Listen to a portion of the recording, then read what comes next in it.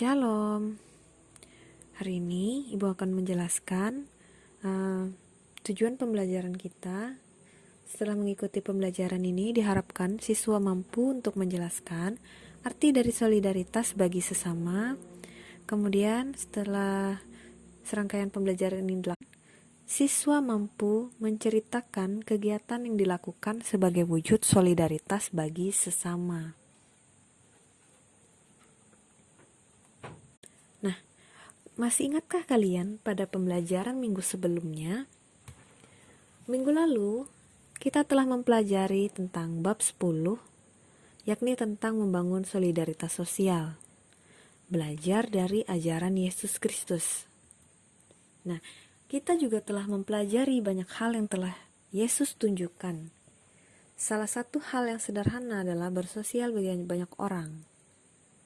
Yang artinya, kita membaur bersama orang-orang tanpa memperdulikan latar belakang dari orang tersebut.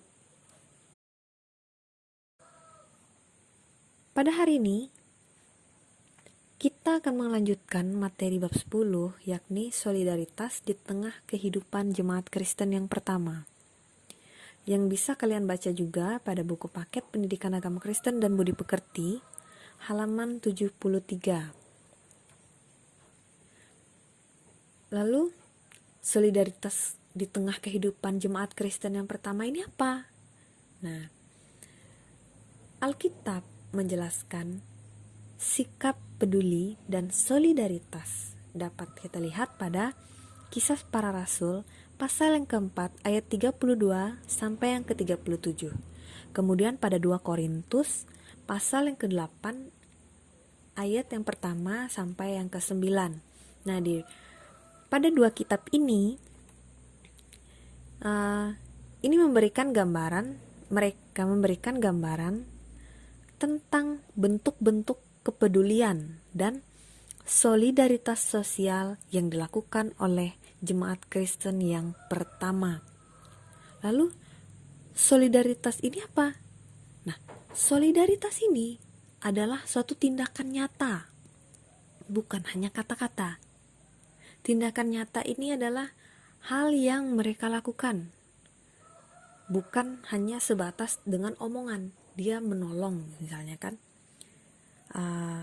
Artinya, ketika dia ingin menolong, dia yang turun tangan juga. Dia ikut membantu di dalam hal tersebut. Tidak hanya, saya akan bantu, tapi nanti itu tidak dikerjakan sama sekali. Nah, itu yang disebut dengan hanya kata-kata. Orang yang membantu atau solidaritas ini adalah tindakan yang ia lakukan secara nyata, gitu. Nah, Yesus juga memperbaharui tentang pemahaman tentang siapakah manusia dan mengenai persaudaraan yang sejati. Ini melalui perumpamaan. Pernahkah kalian mendengar pada saat sekolah hari Minggu sering diceritakan tentang orang Samaria yang murah hati? Pasti pernah diceritakan. Nah, di sini Yesus itu memperbaharui pemahamannya pada perumpamaan orang Samaria yang murah hati.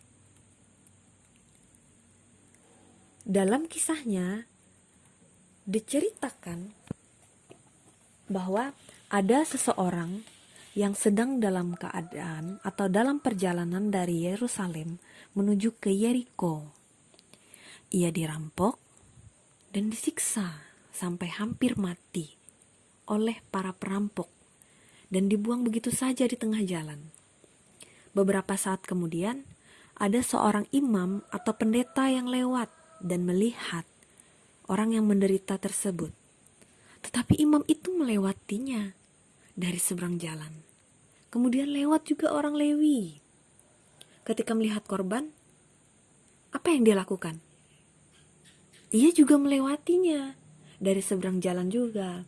Lalu pada yang ketiga, orang yang ketiga lewat, itu adalah orang Samaria. Ketika ia melihat korban, tergeraklah hatinya oleh belas kasihan. Orang Samaria itu mengangkat korban, kemudian mengobati luka-lukanya. Ia menaikkan orang tersebut di atas kudanya dan membawa ke dalam penginapan. Orang Samaria itu menitipkan si korban ke pemilik penginapan yang sudah mengenalnya. Tidak hanya itu saja, ia juga memberikan uang kepada pemilik penginapan dan meminta orang itu merawatnya. Meminta si pemilik penginapan ini merawatnya. Dia juga berkata, rawatlah dia, dan jika engkau membelanjakan lebih dari uang itu, aku akan menggantikan waktu ketika aku kembali gitu. Dia akan menggantikan uang yang kurang, seperti itu. Nah, kita belajar bahwa orang Samaria ini sebenarnya orang atau mereka yang dibenci atau yang dimusuhi oleh orang Yahudi pada masa itu ya.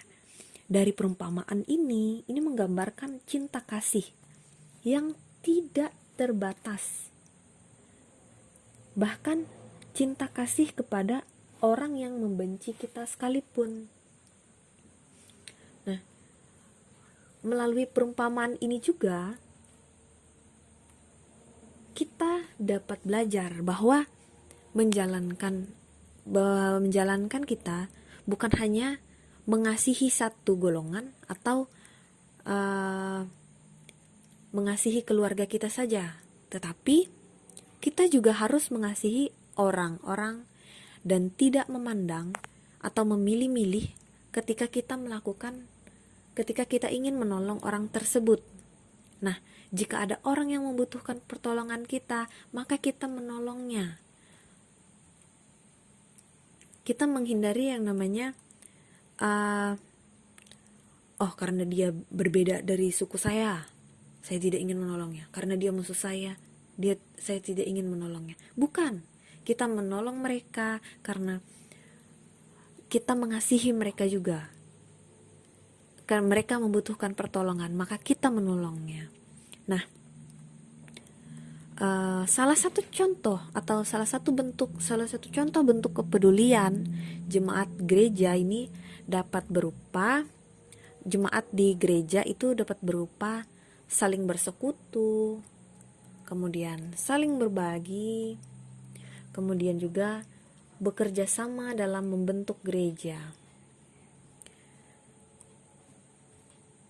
Nah, pada bagian akhirnya kita dapat menyimpulkan bahwa Yesus Kristus itu adalah tokoh utama yang mengajarkan solidaritas bagi sesama.